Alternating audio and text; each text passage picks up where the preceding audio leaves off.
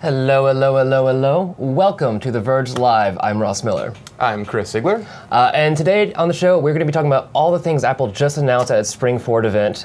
Later on, Casey Newton will be joining us from San Francisco with first-hand impressions.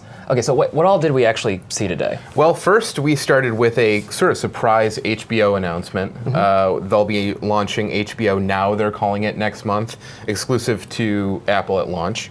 Then they went through an all-new MacBook, just MacBook, not just Pro, not Air, just MacBook. And then finally we got into some Apple Watch stuff. Yep, and I that's the one I want to talk about the most, but first, let's just really quickly get through Apple TV. Yeah, $69 now. $69, actually a surprise price drop, which makes sense because every other set-top box does everything that thing does now. Yeah, they're at the point where the hardware is old enough and the functionality is commoditized enough so that they really had no option but to drop the price. A little surprising that they didn't follow it up with another box that maybe has a little bit more functionality, 4K, whatnot. But I guess they're not ready yet. Yeah, that's maybe something later this fall. I mean, the Apple TV rumors of be it set-top box or actual set itself has always been around. But there is something that's been rumored forever, which is content deals, which is Apple is trying to talk to every single content provider to get exclusive deals. This is the first of that. And also it's a big deal because everyone wants standalone HBO.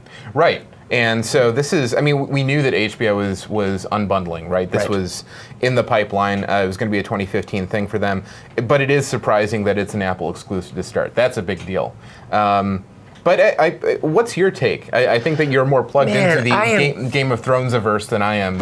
What is your take on... I am going back and forth so hard because I don't want to pay for cable. Yeah. But the things are starting to add up where it's like $15 by itself. Like, I'm just being kind of a stubborn prick at that point. Like, I did get Sling TV recently, so I use that for everything, basically except HBO and broadcast networks. And so that doesn't have ABC, CBS. No, but I have I have rabbit ears. I paid $10 for rabbit ears. Sure. Everyone complains about that. Anyway, but will I pay $15 for HBO? Maybe, actually. Yeah. But I know in my head it's starting to add up to even be more expensive than just getting a damn cable subscription. Right. Well, so one thing that I saw brought up on Twitter that I think is potentially an interesting point is that the existence of this service incentivizes HBO to start cracking down on the distribution of HBO Go logins, right? That's the other reason why I'm probably going to end up paying, because right now I'm enjoying the hell out of it for... no, everybody uses somebody else's free login. $3.99, yeah. There's like one patient zero that has the master HBO Go account, and everybody's using that one account, and now presumably they're going to crack down on it. They're going to log in like the day before the Game of Thrones premieres, but like, I'm sorry, caution, by the way, this is being used by 1,253 people. We're going to have to pare that back. Get a new account, guys. So, it paired with that, they also showed the trailer for the new season of Game of Thrones. Right. We've seen a bunch of clips of that before. We won't dawdle on that too much here, but it's exciting. It might be a slight departure from the books, which is kind of interesting. But also, Game of Thrones is the #1 most pirated show. Now there's an option where people are like, you can actually legally pay for it. Yeah, it's expensive. You can't use, I don't want to be tied to a cable subscription as an excuse anymore. But you do still need an Apple device of some sort, whether it be an Apple TV or an iPhone or an iPad. Because if I remember correctly, they said on stage that this is going to not just be an Apple TV thing. You'll be able to use any Apple device, basically. Well, I don't remember hearing that, but I hope to God that's true, because like that would seem very stupid otherwise. Yeah. I have to believe that they'll have an HBO Now app for iPhone. So that's the first of many, and like obviously like HBO is one of the biggest cable channels out there. ESPN will be the next big one. ESPN was a big deal for Sling. That was on there. It will be interesting to see if ESPN kind of follows suit, or any other channels follow suit. Obviously, Apple is hawkish on getting exclusive content deals, whether or not they're just a box or just TV, because this is the one thing that really differentiates Apple TV from your Rokus and your Amazons. Right. Did I hear correctly? Do we have Casey ready? I believe we do. Why don't we go live to Casey Newton in San Francisco? Casey, how are you? Oh my God, you're so pretty, Casey Newton. Hello. Hi guys. How's it going, man? Hey guys, how's it going? Good. So tell us, what's it like out there? What's the scene? So, as you might imagine, it is rather hectic inside the hands-on area right now. People are checking out the MacBook that they just unveiled, as well as taking a look at the Apple Watch up close. Heading into this event, I think most of us assumed that the watch was going to be the most exciting thing to look at afterwards, but man, people just could not wait to get their hands on that new MacBook. It looks really, really good. Is it as interesting of a device as it appeared to be from afar? I guess maybe you haven't gotten close to it yet, but from where I was sitting, it looked like really the most interesting announcement of the event. Mm-hmm. For sure. Absolutely. And a lot of what's interesting is inside of the MacBook. For me, the thing that stood out the most were those contoured batteries, just sort of layers of like these very thinly sliced batteries on top of each other. Like most of the interior of that notebook is all battery. So that's pretty cool. The keys feel really interesting. They designed a new system, of course, the butterfly mechanism instead of the scissor mechanism. And then there's just that sort of all metal casing. It looks really, really nice. So yeah, people seem pretty excited about that here. Now, Casey, did you get a chance to actually go in and try any of this stuff out yet? Have you tried, like, we're really curious about Force Touch especially, like how that feels.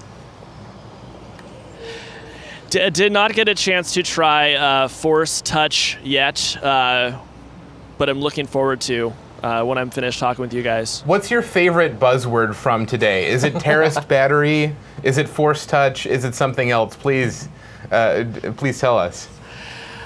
Look, I'm going to be trying to find ways to work butterfly mechanism into all my sentences from here on out. You know, a story comes in, it's missing a little something, maybe it needs a butterfly mechanism. I mean, it's just like, I'm sorry, this is scissoring too much. We really do need to move to the butterfly at this point. We do. Casey, I mean, this is, what I love is like reading your live blog at the events. What was the feel inside the theater, inside the Yearbook Winter Center? You know, the feeling at an Apple event is sort of this like quietly focused intensity. Most of the people in the room are press. Everybody is staring down at a laptop or their phone or some combination of both. So you don't have a lot of those really human moments, except for when there's a bunch of sort of applause, which is usually coming from the Apple employees or maybe some of the VIPs that are there. But you know, a couple moments stood out. When Tim Cook said that the edition was going to start at $10,000, I heard some pained cries around me. Like the sort of cries that you might imagine if like a child had been injured in a car accident. It was that sort of just like, oh, like that sort of a pained cry. So, you know, clearly, at least within the press, people are not really prepared to spend $10K on a watch. And then, you know, the other moment that I would highlight would be just sort of the frosty vibe in the air when Christy Turlington Burns was on stage during that sort of forced banter part of the presentation, talking about her trip to Africa where she ran a race and somehow the Apple Watch made that easier. But you know, it was difficult for me to understand what the watch really had to do with her trip to Africa. And I think it was hard for some of the other members of the press to understand as well. Yeah, that seemed like a bit of a misdirection. I'm not sure why they went there. Were there any moments during the event when you think that they either didn't spend enough time explaining what was going on or spent too long sort of dawdling on a single feature or set of features? In particular, I thought that the Kevin Lynch segment was a bit long, but maybe that's just my opinion. I tend to agree with you, and in fact, I think the event focused too much on features, period. We already knew heading into this that the Apple Watch can do a lot of things, but I think what a lot of us were waiting for was that coherent story, like make the case that I want this and sell it to me at a level above, oh, tap this to text this person and scribble here to send a heart, right? Like, we wanted some sort of like overall message that was going to make us understand how this fit into our lives. And instead, we just got this very lengthy list of, well, it can do this and it can do that. Oh, but if you don't like those two things, try this third thing. And I think it got a little bit overwhelming. And so I do wish that Apple had spent a bit more time up top sort of setting the stage for how this watch was going to fit into our everyday lives. Now, Casey, going into this, have you been like convinced that a smartwatch is the future? Do you even care about this going into it? And now having come out of the Apple Watch event, how are you feeling? What's your takeaway on like just the whole category of wearables? Well, I'm very open to being convinced. I want to believe that, a few years from now, the sort of default posture of humanity is not going to be staring down at this device as we, walk through busy intersections. So I want there to be something that means I'm staring at my phone less. But what I worry about with these wearables, Apple Watch included, is that they've essentially just put another inbox on our wrist. They've given us another set of distractions, another series of things that's going to take us out of the moment and into the world of whatever app developer we've decided to, install their apps on our device. So, when I think about something that's going to be buzzing me many, many times a day, telling me to stand up, to sit down, to respond to this text, to read this email, to check out my Instagram likes, to reply to these tweets, it sounds exhausting. And one problem with the way that the watch was presented today was that it was sort of this endless series of and your watch is going to tell you this and it's going to tell you that. Tim Cook repeatedly referred to it as you're a coach on your wrist. I think that could all be very overwhelming. There was a great piece on our sister site, Racked, about what the tech industry doesn't understand about fashion. And I think Apple probably undersold the fashion piece today, and that maybe if they had made it feel like something that was just going to look really freaking cool on your wrist, that could have sold it more than any feature that they announced. So I'm still sort of on the fence. I'm probably going to wait to read the reviews on The Verge to decide whether I buy one of these myself. I'm very open to it, but what I've seen so far, I have to tell you, I'm still rather skeptical. Well, you have to buy one, Casey, because otherwise how am I going to send you my heartbeat? That what I would easily pay $350 or more just to get the Z-Power heartbeat on my wrist. To your point, Casey, it does feel like they're taking the same tack with this thing that they have been with the iPad for the past several years, where they're sort of throwing it to the wolves and saying, hey, developers, you figure out what this thing is good for. In fact, I think Kevin Lynch literally said, we can't wait to see what developers do with this. It's entirely possible that in a year, this device is going to seem much more coherently organized than it does right now. But I'm skeptical, because if they're leaving it in the hands of third-party developers, then that sort of scatters it. It doesn't focus it, right? Yeah, I think that's very true. And the one thing I would say in response to that is that when iPad came out, I knew exactly what I wanted to use it for. I could, when Jobs sort of reclined in a chair and showed himself reading and browsing the web and watching a video, I thought, my gosh, I would love to do that. That feels like a real improvement on, me holding some laptop that's getting overheated and has a battery that's rapidly draining. So in the moment that iPad was shown on stage, I pre-ordered it in my mind. And Apple Watch just didn't get there for me yet. Because again, so many of those features are just that thing you can do on your phone now, you can do it on your wrist tomorrow. It's just, they've got to get beyond that. Right. So let's go back to the MacBook for a second. Are you buying one, and what color are you getting? Because the gold was out of nowhere. Nobody saw that coming, right? Right. Well, so, Chris, as you know, at The Verge, we get to replace our laptops every 2 years, and I'm excited to announce that my 2-year anniversary at The Verge is next month. Congratulations. Here's so this laptop. really could not be timed better from a personal standpoint. I would love to get one of these new MacBooks. My one question is, how am I going to be able to keep it powered and plug it into an external monitor and get photos off my SD card onto my laptop, right? So these are 3 things that I do every day.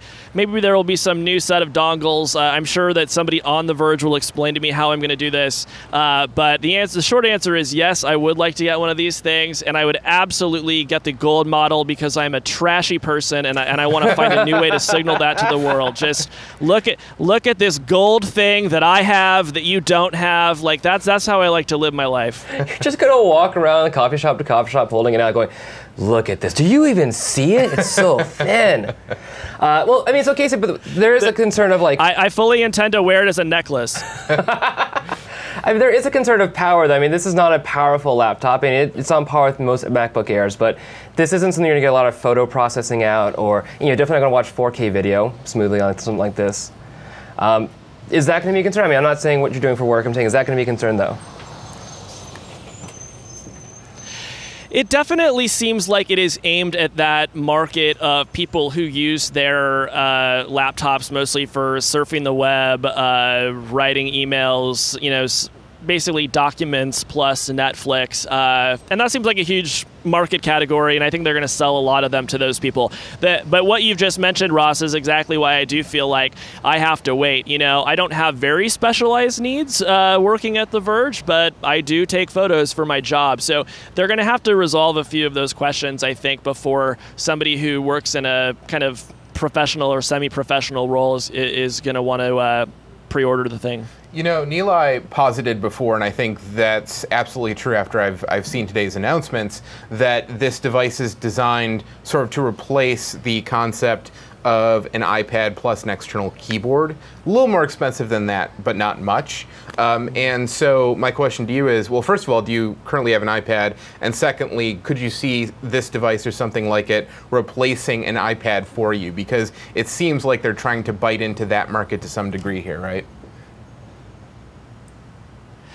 Yeah, I mean, I think there's two kinds of iPad users. There are people who absolutely want to work, who absolutely want to use it for a work device, and then there are people who use it more as a leisure device. Mm-hmm. I sort of fall into the latter camp. Like when I pick up my iPad, it's because I'm not planning to type anything. And in fact, one of the things that I like about it is that, sure, I could fire off a short email if I had to, but for the most part, I'm playing games, I'm reading, I'm watching a video. So, maybe the fact that they are coming after this more professional market with an actual laptop indicates that an iPad really isn't a great work device. Like, you can make it work if you need to. There was a time when I had an external keyboard for my iPad, and I used it for work, and, it worked just great. But fundamentally, you're forcing it, right? Right. People who work need keyboards, and physical keyboards are better than virtual ones. So I do expect that you will see people using that MacBook for work, and, maybe the iPad does start feeling more like a leisure device or other kind of like specialty device over time. Yeah, I think of the iPad more as like a gaming device than anything else. Yeah. So that's something that you're going to be doing with this MacBook for sure. Right. But again, it goes into the whole idea of like Apple Watch being like a fashion device. This is a fashion accessory. Like, yeah, it's kind of true. I mean, that's if underscored by the fact that it comes in 3 colors, right? Including gold. Yeah, including gold. Casey, I don't know. Let me ask you. Did you hear the biggest price for Apple Watch? They just put the prices online. Do you know how much they actually go to? No, how much do they go to? Just take a wild guess. What is the most expensive Apple Watch you can buy right now? Or you will be able to? 15,000? Little 15,000? higher. Little higher. 20? Nope. Split the difference. 17. $17,000 for 38 millimeter yellow gold or rose gold with the modern buckle. But here's the weird thing, is that the most expensive watch, the pricing is just kind of like, it gets a little scattershot the higher you go in the spectrum, because the most expensive model is not a 42 millimeter. No, it's a smaller one. Right, even though on the lower end, the 42 millimeters are more expensive for obvious reasons. There's more materials, it's, whatever. So who actually knows what's going on in this end of the market? But I think that Apple is appealing to this group of people who write a check for $17,000 or however you pay for something that costs that much without thinking about it. I think a check still works. Maybe, I don't know, maybe they have a special, I don't know, maybe they have one of those metal I don't have that MXs. I don't have that much on a credit limit either. I have no idea. Yeah, it's impossible for anyone at The Verge to really say how you pay for something that costs $17,000. We can only guess. You should just bring your own gold. Yeah, bring your own bar of gold. Yeah, so anyway, obviously the spectrum of pricing for this device is huge on a percentage basis, and definitely larger than anything else Apple has ever made, right? You can make the argument, Casey, I think that you put in the live blog that someone pointed out that if you cost-adjusted the Apple Lisa for inflation, it would be more expensive than the most expensive Apple Watch edition, but we're kind of splitting hairs at that point. Yeah. I mean... Yeah, it would be interesting to it would be interesting to do a customer satisfaction survey with Apple Lisa customers and then Apple Watch Edition customers a year after the fact and see who is happier with their $17,000 investment. And the Lisa wasn't even gold. I just want to point that out. Nor was it available in thousands of combinations. Nor was it designed by Johnny Ive. Nor can you wear it on your wrist. Nor can you wear it on your wrist. These are all very good points. So Casey, let's turn briefly to the one other announcement of the event, which was where we started the HBO and Apple TV news. The HBO Now, it's called, which is debuting exclusively on Apple products. $15 a month, right? $14.99? $15 a month, yeah. Something like that. Yeah. And of course, they reduced the price of the Apple TV to $69. Casey, what do you think? Do you think this is going to encourage people, A, to buy an Apple TV if they haven't already, and B, cut the cord? Is this the turning point? I think it's a great partnership. When you look at HBO and Apple, both of these are companies that work so hard to develop premium brands, and I think each one of them gets something out of this arrangement, right? HBO gets to tell its customers, hey, we're on the coolest hardware. Apple gets to say, we've got the best content. So I think it's a huge win for both companies. Like when they announced it, I thought that's a solid move. I heard you guys talking a little bit before I came on. Ross was saying all these subscriptions are starting to add up. I'm sort of in that camp. I've got Hulu Plus and I've got Netflix and I may have the WWE Network. So it is all starting to add up. But at the same time, $15 does not seem at all unreasonable for me. And if I'm ever no longer able to use my roommate's parents' HBO Go password, I'm gonna have to take a serious look at that. Yeah, well, this I was kind of seriously suggesting that this gives HBO an incentive to finally start cracking down on the sort of lackadaisical spreading of these account logins. Right. As far as we can tell, there are only 4 known HBO Go logins on Earth. There are 4 subscribers who are collectively paying for the cost of production for Game of Thrones. And here we have Casey Newton, who's only 3 degrees from one of the sources, actually. Roommates, cousins, something like that. Anyway, but... And I've heard that Game of Thrones is one of the most expensive shows ever in terms of how much it costs to make each episode. So so obviously they have some incentive to start dialing up the heat on these people. Casey Newton. Anyway. Me too. Casey, we're going to let you go in a second. I have one last very, very important question. As we're seeing more smartwatches, more wearable devices, including like Apple Watch, we see hands-ons from all these tech journalists, including our own. Where do you feel on bleaching and/or trimming arm hair ahead of a hands-on with watches?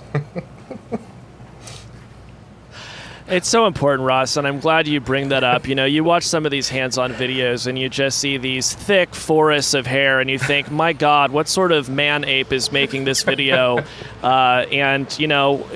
here at The Verge are going to use our platform to speak out against this appalling trend and, hope we can stop the madness. All right. Here. Well, get in there and tell Neil I said hi and mention none of that. There is a new Apple Watch hands-on on TheVerge.com. If you guys want to check it out. Casey Newton, is there anything else you want to say before we let you go? I love you guys. I love you too. Love you as well, Casey. All right, Casey Newton, everybody. All right, before we start wrapping up, though, I do want to actually make a case for Apple Watch. Okay. Not a spirited case, because then I think about the price and go no. But the thing I've heard for the last couple of days is the Apple Watch will be the thing that means you look at your phone less. And then the counterpoint is everyone's mad that people are looking at their phone in the first place. Right. I don't think it's a bad reason. I really don't. I really like the idea of not pulling out my phone all the time. I'm obsessed with doing that. I check notifications every 5 minutes anyway. I don't mind that idea. I do think there's Apple Pay interest. The Passbook stuff makes sense here. And as ridiculous as it is, the idea of doodling obnoxious cartoons to someone. Sending your heartbeat. You're sending your heartbeat, making another watch vibrate, and whatever cyber dildonic thing you want to do with that. Sure. Sketching dirty pictures or clean pictures to your loved ones.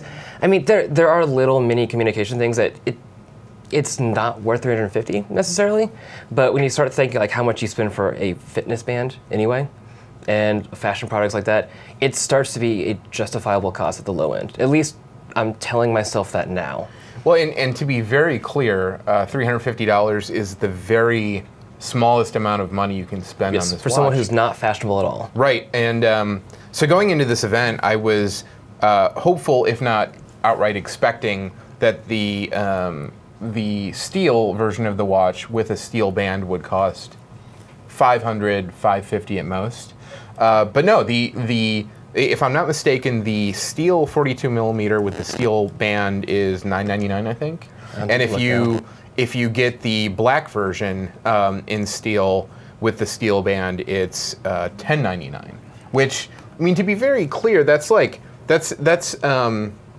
in the world of luxury watches, you're starting to brush up against the low end of that segment. It is no longer a commodity device. It is a luxury timepiece, and the problem that we've been sort of bantering about for a few months now is that this isn't sort of an heirloom. It isn't a legacy device. It isn't something you can pass down to your children. It's something that goes bad after a couple years. And to drive that point home, I was just looking at the changelog notes for iOS 8.2, which is out today. Mm-hmm. And the Apple Watch isn't supported on iPhones older than iPhone 5, which is what, 3 years old. Right. So you think about the fact that this device that you're spending as much as $1,100 on, and that's not even getting into edition territory, just goes bad in 3 years or less, is kind of out of control. Yeah, there are two things I've seen. One that's pro that, one that's con that. And the one thing that kind of like gave me a little bit of I was a little okay with it was the API. I was looking through the API when it first came out a couple months ago, and there's so much processing power done on the phone itself that in many ways it's just a receiver. So as long as the screen is okay, it should last a little more than a couple of years. Like the urge, like an iPad, the urge to upgrade isn't probably going to be as strong every cycle. That being said, you hear interviews, especially like I think the profile with Johnny Ive, where he's like, there was 1,001 things we wanted to add to this. We wanted senses. I did not mean for my voice to go that way. It just does whenever you say Johnny Ive. But there are so many things hardware-wise that they actually wanted to do with this but didn't. And that's where I'm like, should I wait for the second one where they actually figure that shit out? Right. Or, do you want a circular display? Maybe that's in Apple's future. Who knows? Right.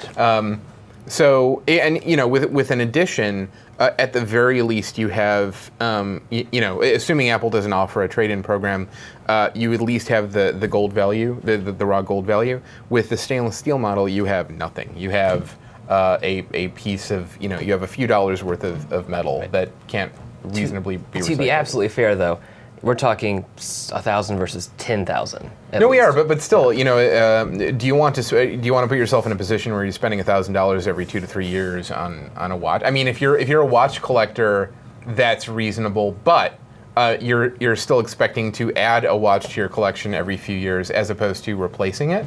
So it's a tricky question for Apple to answer, and they didn't attempt to answer it today. Tim Cook didn't mention squat, and not to say I expected him to, but he didn't say a single thing about what happens next year when they announce the Apple Watch 2 and you have a $15,000 watch on your hands. Right, and then what do you do? But also, there's so many things to do. Like when the iPod first came out, it was a niche market because you had to require using a Mac, which very few people had at the time. Right. The iPad, it was an ugly piece of shit Verge product. I'm sorry, it was. It really was a big iPhone. The second one, they kind of figured it out. The Apple Watch, you need an iPhone 5, which is not as ubiquitous as they want it to be, and it won't be for a couple of years. This is the early adopter kind of test market. If you're going to spend that much money now, I think you kind of know that this is kind of a test case for them. Maybe. Well, yeah, we'll see. So that's the billion-dollar question for Apple is, does this become a mainstream product? Are people going to line up around the block the same way they do for an iPhone? Is it going to be a niche product? Is it going to be somewhere in between? What are they expecting, and what is the public going to do? We don't know. This is kind of untested territory for them and for us. So we'll see. Yeah. Is there anything else we want to really tackle in here, or should we look to the future? What MacBook are you buying? Oh hell no! I'm happy with this right here. I mean, so that's a 13-inch Retina? It's the 13-inch Retina. So my computer anniversary was recent too, so I gotta 13-inch Retina. It's doing fine. They obviously announced a spec boost today, but I don't care. This does just everything I needed to do. Oh, one thing that that I was expecting today with the new MacBook that wasn't announced, and it makes me very, very sad, is I expected them to integrate Touch ID into the touchpad. Oh, yeah. And that didn't happen. It seems like such an obvious fit, and such an obvious thing that they would want to expand from the iPhone over to MacBook, especially considering how many features from iOS they've adopted into OS X over the years. That was just a disappointment. Right. But that being said, the new MacBook, I had the same reaction to the MacBook today that I had to the original MacBook Air, which is both good and bad, because in retrospect, the original MacBook Air was not a good product in many ways. It ran hot. The port situation was terrible, and actually we should talk about the port situation. And it ended up kind of being an afterthought in history compared to the second generation, which was a very good product. So, you know, we'll see if they've learned their lessons. We'll see if the new MacBook is a fantastic product or if it's one of those things where you want to wait for the second generation. But let's talk about the port situation. Let's talk about the port situation. Let's do it. Two ports. There's a USB-C on one side, and then on the other there's a headphone jack. I think that's it. That's it. I mean, then that matches up with the rumors that we heard. I think Mark Gurman from 9 to 5 Mac broke this, and you got to there was a graphic designer that kind of went in, kind of modeled based on what the rumor was, and that was pretty damn spot on. Yeah. I'll give credit where credit's due. That was damn spot on. But yeah, USB-C, reversible. It's very pretty. You're going to need an adapter for every single thing. Yeah. And those days where you bought like the giant USB hubs, that's back. That's happening again. It's in vogue. What can you say? MagSafe is gone. Yes. Which is not awesome. If you have kids or pets, you might want to. Oh right, it's just gonna yank. Yeah, you might want to make sure that this particular computer is off in a different area of the house. And yeah, you're going to be looking at spending. I just pulled up the some of the units here. Dramatic movement. If you want the VGA multi-port adapter for USB-C, Apple's listing it now for $79. If you want the digital AV adapter, it's also $79. Wait, and I know no one else is looking at this, so this is really compelling. But click on the front view. Like, what is it? Just okay. You have HDMI. You have another USB-C, so you can do pass-through, and you have a regular USB. But can I just say, this is ugly as hell. No, it is. It looks like super ugly. So these ports look like the same white like last generation Apple ID ports that they've been using for 10 years. I hear that we have a hands-on to throw to for the MacBook, so let's check that. That's what I heard. Okay. Hey, we're here at Apple's event in California, and we are just getting our hands on with the all-new MacBook. It is just the MacBook. It is ridiculously thin. It's 13.1 millimeters thin, and you can see one of the headline features here, this USB Type-C port. This gets used for power, for display, for USB, for everything. It's a fast little port. It is kind of going to be the future of laptops. We spin it around here, and we also, of course, got a headphone jack and a couple of microphones. But the big story here is the technology. The screen is 2304 by 1440, somewhere in that neighborhood. It's high retina display. It looks really good. There's a speaker grill across the top. And Apple is really playing up the new keyboard. They've got a new butterfly mechanism so that the keys are really flat, and whichever corner you push on, they all feel the same. There's not much key trouble to it, actually. It feels pretty shallow, but it doesn't feel terrible. It just takes a little bit of getting used to. What is weird, though, is the trackpad. They've got an entirely new mechanism, so it also feels the same no matter where you click on it. And Apple has created this new thing called Force Click, where you sort of like push through the trackpad, and you can see I just failed to get it done there. I'll try it one more time. You push it until you see a second click, and then it gives you like a third action. So there's a single click, double click, and now there's Force Click, which lets you do different things. And you can configure the strength of it. There's a little bit of tactile feedback when you do it there. So this is the new MacBook. It comes out on April 10th for $12.99. Again, it is just stupid light, crazy thin. It has an Intel Core M processor, so it should be pretty fast. And I can't wait to give it some more time. So one thing that I want to note in that video that I found very interesting is that all 3 of the colors available for the new MacBook are similar enough so that they just look like the same MacBook cast in different lighting, which is a little bit like the dress. Right. Just throwing that out there. No. But no, seriously, like the gold looked like a silver MacBook sitting in incandescent light. The silver looked like the silver, and the space gray just looked like it was in a dark room. So not very extreme colors. I think that they were probably careful to make sure that they weren't doing anything too wild with this new MacBook. They were just sort of like adding a little bit of hue to each one, which I guess is okay. I've been for years I've been wanting just a black aluminum anodized MacBook, but Apple won't give it to me. Give it time. Give it time. Maybe. I mean, we're seeing more and more MacBooks, so there's a filling in the little holes. Like there was that famous, the iPad 1 presentation where Steve Jobs was like, we're going to make a case between this product, and it became the iPad. And now we're just seeing Apple fill in every single hole, which is a thing we've seen them do for years. And of course, the bigger iPhones were indicative of that. You'll get what you want. You'll get everything you want, just give it time. Well, one important distinction, though, I think, and this is just my theory, but I feel like and we mentioned this with Casey, it feels like this new MacBook is filling in a hole that is partially being filled right now by the iPad for work use with, when you put it in a keyboard case, right? Right. And to that end, it makes sense that this MacBook would be available in colors the same way an iPad is, whereas the higher-end, more powerful MacBooks are still effectively PCs. They don't have this level of portability. This thing is ridiculously thin.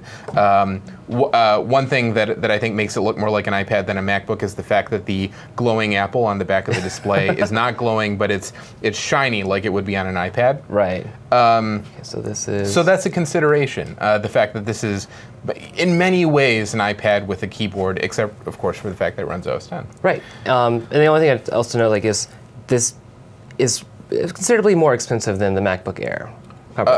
Well, not considerably, but it starts at $1299, right? Right. So yes, if you compare that with an 11-inch MacBook Air, yes, it is a more expensive device.